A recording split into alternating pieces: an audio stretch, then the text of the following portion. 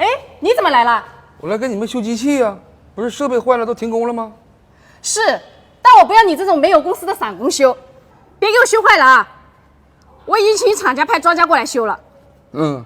厂家把这活包给我了。你先等等，我先打个电话。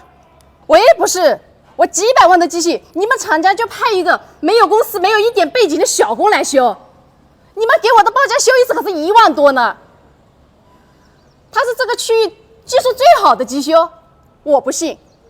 不行，我不同意。之前我找遍了，全是最好的机修都没修好。哦，修坏了没修好，你们都给我换新的是吧？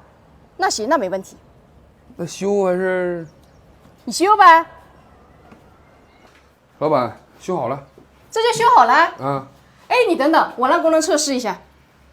设备怎么样？修好了没问题吧？你确定吗？再让他多跑会儿，跑了有20分钟了。那行吧，没问题了就按正常复工吧。没问题了吧？没问题了。那我走了。哦，对了，你之前说3000包修好，还送半年内3次维护保养是吗？那时候你不是没用我吗？现在是厂家派我来的，你要想加活呢，跟厂家对接，我只负责干活。行，我就按厂家说的1万给他付，送3次维护保养，你可以吧？这个你也得跟厂家对接，厂家怎么安排我怎么干。那我打个电话。喂，设备修好了，钱也付过去了。哦，对了，你们这个是送3次维护保养的是吗？维护保养另外收费，1000块1次。不是，咋这么贵呢？1分钱1分技术。师傅，厂家给你多少钱啊？3000呢？我是明码标价，谁请我都这价。你明明3000是可以送3次维护保养的，要不这样，你私下帮我做维护，你别告诉厂家就行了。那不行，厂家没有安排这事儿，我做不了主。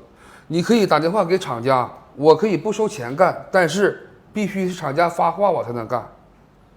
那我不等于多花了钱，还得到更少的服务了？那我没办法，你不是不要我们这种散工，只要厂家派来的专家给你修吗？这样你留个联系方式，以后再有什么问题，我直接找你，不找厂家了。不好意思，这个真留不了。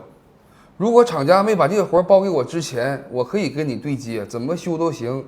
但现在厂家把这活包给我了，我就不能跟你单独联系了。你有任何问题都得去找厂家，跟他们联系好，我只听厂家的安排。